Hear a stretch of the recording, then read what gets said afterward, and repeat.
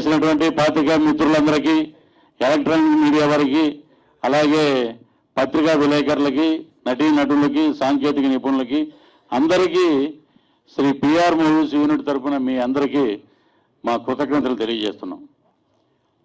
ఎంతో అద్భుతంగా మీరందరూ నిండు మనసుతోటి ఆశీర్వదించడానికి వచ్చారు. సినిమాలకు అతీతంగా ఒక సినిమా ఈవెంట్ లాగా లేకుండా ఒక మంచి ఉగాది పండగ జరుగుతున్నంత, సంక్రాంతి పండుగ జరుగుతున్నంత ఆనందంగా మీరందరూ వచ్చి మీ చల్లని ఆశీస్సులు మాకు ఇవ్వడం అనేది చాలా గొప్ప విషయం. ఎంతో మందిని ఇప్పుడు కొత్త రంగుల ప్రపంచం అంటే 1 minute కొత్త రంగుల ప్రపంచం అంటే ఏంటంటే కొత్త హీరోయిన్, కొత్త హీరో, అలాగే కొత్త ప్రొడ్యూసర్, కొత్త మ్యూజిక్ డైరెక్టరు, అలాగే కొత్త డైరెక్టరు, ఇలాగా చాలామంది ఉన్నారు ఈ సినిమాలో. సో అద్భుతంగా సినిమా బాగా వచ్చింది. ఏమండి చాలామంది బయట ఏమంటారంటే, ఏమండి కొంచెం డిలే అయినట్టు ఉందండి అని అంటే, పోకిరి సినిమాలో మహేష్ బాబు గారు ఒక మాట అంటారు, ఎప్పుడు వచ్చామని కాదనే బుల్లెట్ దిగిందా లేదా అని. అది మనం ఎప్పుడు తీసామనేది ఎవడో చూడటం, రిలీజ్ అయ్యిందా, కంటెంట్ బాగుందా, డబ్బులు వచ్చినాయా, ఓటీటీ బాగా జరిగిందా, హిందీ రైట్స్ అమ్మారా, తమిళ రైట్స్ అమ్మారా, ఇవే కావాలి మనకి. డిలేలు గిలేలు ఇవన్నీ పక్కన పెడితే అందరి సహకారం 24 క్రాఫ్ట్స్ బ్రహ్మాండంగా సహకరించారు. వారి యొక్క కృషి వల్లే నేను ఈరోజు డైరెక్టర్గా నిలబడగలిగాను. సో ఇక నటీనటుల పరంగా వస్తే ఇప్పుడు మా హీరోయిన్ అని చెప్తాను, మా అమ్మాయిని చెప్పను, మా హీరోయిన్ అంటే ముందు పృథ్వీరాజ్ గారు అమ్మాయి కదా, మా హీరో కొంచెం ఫస్ట్ డే కొంచెం అంతా వాళ్ళ అమ్మాయి మీద పెడుతున్నాడు, మన మీద ఏం పెట్టట్లేదు, అలాంటివి ఏమైనా ఉన్నాయో నీకు, అలాంటివి ఏమైనా ఉన్నాయో డౌట్లు అంటే ఏం లేవండి అంకుల్, ఇది సినిమా పరంగానే మనం వెళ్ళాలి అన్నాడు. చాలా సహృదయతోటి వాళ్ళ నాన్నగారు కూడా, కృష్ణారెడ్డి గారు నాకు మంచి మిత్రులు, వాళ్ళ మదరు అందరూ చూశారు, చాలా బాగుంది. కథ పరంగా తను ఒకటి అడిగేవాడు, అంకుల్ నాకు ఫైట్ ఉందా అనేవాడు. ఫైట్లు ఏంటి బాబు, బ్రహ్మాండమైన రొమాన్స్ సాంగులు ఉన్నాయి, వ్యాంప్ సాంగ్ ఉంది, ఐటమ్ సాంగ్ ఉంది అని చెప్పేవాళ్ళం. సో నేను చెప్పలేను కానీ మా వైఫ్ ఏం చెప్పుద్దంటే, భోజనం చేసేటప్పుడు ఈరోజు క్రాంతి ఉంటే బాగుండండి, మంచి భోజనం అండి అనేవారు. అంటే అంతగా ఫ్యామిలీతో అటాచ్ అయిపోయినటువంటి మా హీరో. సో దీంట్లో సుబోధన సుబ్బారావు గారు, నోగరాజు గారు, మరి వారికి ఇచ్చిన క్యారెక్టర్లు నిడివి ఎంతున్నా మరి వారు ఏంటంటే సౌహృదయతో వచ్చి, అలాగే మన నాగమహేష్ గారు మా బ్రదర్, ఇప్పుడు కాదు మా పరిచయం కొన్ని సంవత్సరాల నాటిది, అలాగే వారు బ్రహ్మాండంగా ఎదుగుతున్నారు ఇప్పుడు ఆర్టిస్ట్గా. అలాగే మా హరి దీంట్లో అద్భుతమైన క్యారెక్టర్ చేశాడు. అలాగే డి రాజు కానీ, విజయరంగరాజు గారి గురించి చెప్పాలి. ఆయన ఇప్పటి వరకు విలన్గా భైరవ దీపంలో మనం చూసాం. వారు ఏంటంటే కొంచెం ఆరోగ్య రీత్యా చెన్నై వెళ్ళడం జరిగింది. అలాగే అశోక్ కుమార్ గారికి మా అమ్మగారు చనిపోయారని అందువల్ల రాలేకపోతున్నాను అని అన్నారు. సో దీంట్లో చాలామంది క్యారెక్టర్ ఆర్టిస్టులు ఉన్నారు. అలాగే కృష్ణతేజ, ఇంకా మా కో డైరెక్టర్ దీంట్లో వేషం వేశారు. అలాగే కమల్ గారు, అలాగే రెడ్డి గారు యూనిట్ కానీ, చంద్ర గారు కానీ. ఇక డిఓపి గురించి మనం ప్రత్యేకించి మాట్లాడాలి ఈ సినిమాలో. ఏంటంటే కక్షలు, కార్పణ్యాలు, బాంబులకి నిలవైనటువంటి కడప జిల్లా నుంచి వచ్చిన వ్యక్తి అతను. కానీ అలా ఉండడండి, ఎందుకంటే ఇది ఆయన ఏం డబ్బులు ఇచ్చి నాతో పొగిడించుకోవట్లేదు, నేను చెప్తున్నా ఉన్నమాట. ఒక స్ట్రీట్ చిల్డ్రన్ తీసుకొచ్చి, ఒక 80 మందిని తీసుకొచ్చి వారికి డబ్బులు ఇచ్చి, వారికి హాస్టల్ అకామిడేషన్ పెట్టి, మేము వెళ్ళాము ఒకసారి అక్కడికి, వారికి ఫుడ్ పెట్టి అన్నీ చేస్తే దాంట్లోంచి నేషనల్ అవార్డు కరాటే ఛాంపియన్ ఒక అబ్బాయి వచ్చాడు. అలాగే ఒకడు బ్రహ్మాండంగా కథతోటి డైరెక్టర్గా వస్తున్నాడు, బ్రహ్మాండం చదువుకుంటున్నారు. అలాంటి డిఓపి గురించి చెప్తున్నప్పుడు ఆయన కూడా ఇక్కడ ఉంటే వేదికను అలంకరిస్తే బాగుంటుందని అనుకున్నాం. మరి చంద్రరావు గారు ఏం రాజకీయం చేశారో ఏంటో తెలియదు కానీ సభాముఖంగా తెలియజేస్తున్నాం. అద్భుతమైన కెమెరామెన్. మేము ఏమని పిలిచేవాళ్ళంటే అబ్బాయి అని పిలిచాం. మా వైఫ్ కూడా అబ్బాయి అని పిలుస్తుంది, మా హీరోయిన్ మా అమ్మాయి అయితే అన్నయ్య అని పిలుస్తుంది. మరి ఇంతటి వాత్సల్యం, ఇంతటి అభిమానం ఉన్నటువంటి వ్యక్తి దూరంగా ఉంటే ఇండస్ట్రీ అండి ఇది. ఎలాంటి వాళ్ళతోటి పనిచేస్తాం మేము, ఇంకే పని చేస్తున్నాం. ఇప్పుడు పెద్ద పెద్ద కెమెరామెన్లు వాళ్ళు ఏదన్నా ఒక మాట ఏమంటే తురు, ఇప్పుడు గేమ్ చేంజర్లో తురు గారు కెమెరామెన్, ఆయన ఇప్పుడు Malayalam cameraman, top most cameraman తోటి తమిళ సినిమా చేస్తున్నాను షెడ్యూల్. వాళ్ళు ఏదన్నా కొంచెం ఏంటంటే ఎక్కువసేపు నిలబెట్టారని మనం ఏదైనా అనుకున్నా, పృథ్వీ సార్ సారీ సార్, நம்ம எல்லா ఫ్రెండ్స్ సార్, ఇప్పుడే ఎరుగుం sir industry, please sir cooperate sir ఇలా మాట్లాడతారు. మరి ఎందుకు ఆయన దూరం అయ్యాడో ఆ భగవంతుడే కాలమే నిర్ణయించాలి. So hats off to our DOP. అలాగే కమల గారు కానీ, అప్పుడు మంగంపేట డైరెక్టర్ అవుతున్న మా ఇంకో కో డైరెక్టర్ గారు కానీ, చంద్ర గారు కానీ, ఈ విషయం ఖచ్చితంగా మీరు చెప్పాలి. ఈ should not encourage the type of వీళ్ళని ఎంకరేజ్ చేస్తే మీరు చెప్పాలి. వాళ్ళంత బాగా మీ గురించి మాట్లాడుతున్నారండి. నేను ఒక 30 ఫోన్లు చేశానండి. This is not giving respect to director as a actor. రేపు పొద్దున్న నేను మెసేజ్ కూడా పెట్టాను. ఏమని పెట్టానంటే, నేను ఒక సినిమాలో యాక్ట్ చేయొచ్చు మహేష్ గారు, ఆ సినిమాకి నువ్వు కెమెరామెన్గా పనిచేయచ్చు. నేనేదో నీకు నాకు కోపం ఉందని చెప్పి నేను ఆ సినిమాకి రావటం మానేస్తాను, నేను చేయనంటానా? అయితే పృథ్వీ గారు ఉన్నారని చెప్పి నేను కెమెరాకి రానన్నా నేను అంటానా? ఆయన అనకూడదు కదా. ఇండస్ట్రీ ఇది ఏంటంటే సరదాగా మాట్లాడుకోవాలి. ఏదో మనం ఎవరు పెట్టాడు సరే, దట్స్ ఆల్, ఈ did very well, okay, God bless you. So ఇంకా సినిమా ప్రమోషన్ గురించి వస్తే, ఒక చిన్న నిర్మాతని నిజంగా మేడం, నిజంగా మా వైఫ్ అని చెప్పకూడదు కానీ, ఎందుకు ఈ సినిమా మనం తీసాం, ఎందుకు పోస్ట్ ప్రొడక్షన్లో ఎంత ఇబ్బంది పెట్టారు, కళ్ళంట నీళ్లు రాని రోజు లేదండి. ఒక కొత్త దర్శకుడికి కొత్త నిర్మాత నిలబడితే మాలాంటి వాళ్ళమే మేము 100 మందికి ఒక డబ్బులు ఇచ్చి వాళ్ళందరికీ ఫీడ్ చేసి ఒక 100 కుటుంబాలు బతుకుతాయండి. కృష్ణనగర్ నుంచి వచ్చిన 100 కుటుంబాలు బతుకుతాయి. ఐఎమ్ ప్రౌడ్ టు సే ఒక 35 to 40 మెంబర్స్ డిఎంటీఏ నుంచి తెలంగాణ యాక్టర్స్ అందరం తీసుకొచ్చి మేము దీంట్లో పెట్టడం జరిగింది. మేమేం ప్యాడింగ్ ఏం పెట్టలేదండి, మాకు క్యారెక్టర్కి సరిగ్గా సరిపోయే వాళ్ళందరిని అనుకుని పెట్టాం. ఒక కొత్త నిర్మాతని ఆయన ఏడవని రోజు లేదు, బాధపడని రోజు లేదు. Delay delay delay delay delay delay delay అని సో ఆడుకున్నారు మాతోటి. అది ఆయనకు కూడా తెలుసు. ముందు నా చంద్ర గారి గురించి ఎందుకు చెప్తున్నామంటే, ఈ యూనిట్ ఇన్ఛార్జ్. ఒక సినిమాకి ఇలాగే జరుగుతా, ఈ సినిమాలకి ఇలాగే చేస్తారా మీరు? కొంచెం ఆలోచించండి sir. Please cooperate with new producers. Cooperate చేయాలి ప్రతి ఒక్కళ్ళు. కోఆపరేట్ చేయకపోతే ఏం చేయలేమండి. ఇలాంటి పరిస్థితుల్లో సినిమాలు చేయలేము సార్. కొత్త నిర్మాతలు సినిమాలు చేయలేరండి. ఏం సార్ మొత్తం మీకు తెలియదు. మా మిస్సెస్ ఉండి సినిమా అద్భుతంగా రావాలి బాబా, ఈ రోజు కాకపోతే రేపు చేయడం కూడా అనేదంగా మీకు చెప్తున్నాడు. ఎన్ని నిజాలు ఇవన్నీ ఆయన తెలుసు. ఆయన ఎందుకు మాట్లాడలా, నేను అడుగుదాం అనుకున్నా సభాముఖంగా ప్లీజ్. ఎందుకంటే మేము ఇంటి ముందుకు వెళ్ళి కెమెరామెన్ ఉన్నారా అని మేము బతిమాడడానికి వచ్చింది. సంత మాస్టర్ గారు, మీరు మహేష్ గారు, మీరు తెలుసు కాబట్టి. So this is not correct. మీరే చెప్తున్నారండి, కొత్త నిర్మాతలను కాపాడండి, మీరు ఇవన్నీ మీరు ఎలివేట్ చేయండి. కొత్త నిర్మాతలు ఎంత ఇబ్బంది పడుతున్నారో, డైరెక్టర్లు ఎంత ఇబ్బంది పడుతున్నారు. ఇక ప్రమోషన్ విషయానికి వస్తే, పిల్లలు ఏమంటారంటే, ఇటు క్రాంతి రెడ్డి కానీ, మా అమ్మాయి కానీ, మా missus already she a choreographer from Chennai card తీసుకుని తను వద్దులేక అని చెప్పి తను సీరియల్స్ అవి చేయటం అన్నీ చేస్తున్నారు. సో ఇప్పుడు ఏంటంటే, మహేష్ అపాల రికార్డింగ్ అద్భుతంగా ఇచ్చాడు. అతను అద్భుతం, బ్రహ్మాండం అన్నమాట. ఈ రోజును చూసి రికార్డింగ్. అలాగే ఆదిత్య, వేర్ ఈజ్ ఆదిత్య, వెళ్ళిపోయారా?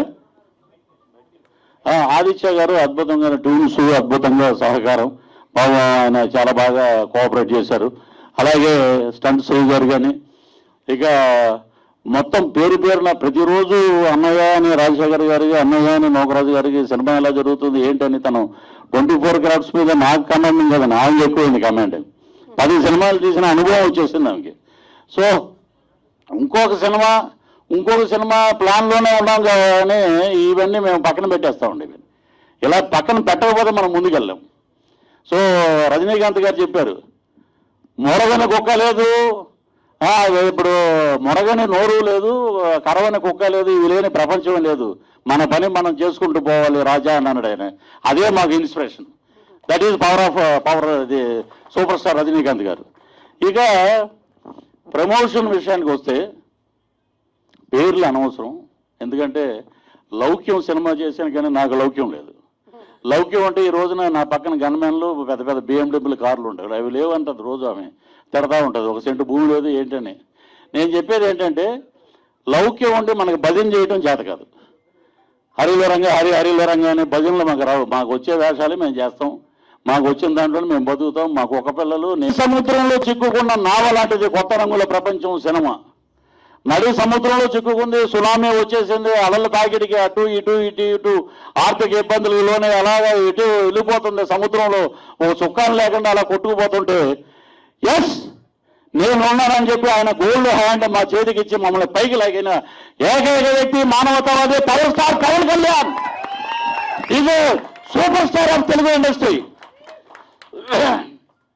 నేను ఎంతటి చేసింది బ్రోలో 1 minute 5 seconds. శ్యాంబాబు క్యారెక్టర్ ఎక్కడికో తీసుకెళ్ళింది. అలాగే పవర్ స్టార్ గారు వారిని ఆశీర్వదించారు. ఒకటే ఆయన వ్యక్తి ఒకటే ఏంటంటే ఆయన ఎలాంటి వ్యక్తి అంటే ఆయన దగ్గర నుంచి చూసే వాళ్ళకి తెలుస్తుంది, ప్రేమించే వాళ్ళకి తెలుస్తుంది.